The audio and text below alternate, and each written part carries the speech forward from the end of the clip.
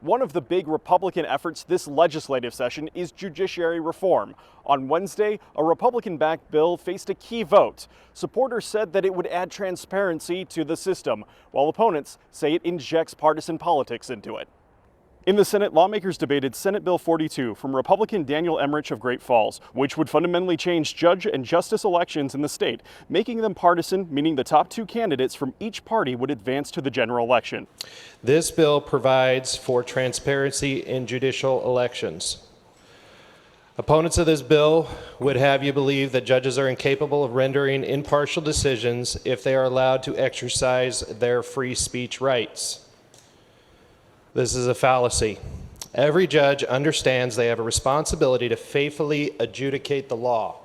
Currently, all candidates for a judicial position, including a Supreme Court seat, appear on a single primary ballot, with the top two candidates moving on to the general election. None of the candidates have a party label, and opponents argue the judicial branch should remain separate from party loyalty.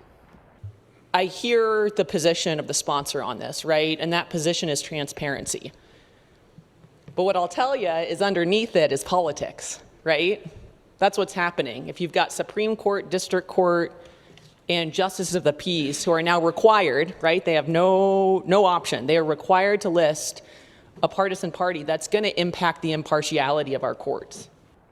Senate Bill 42 passed second reading 29-21, with 3 Republicans joining the Democrats in opposition.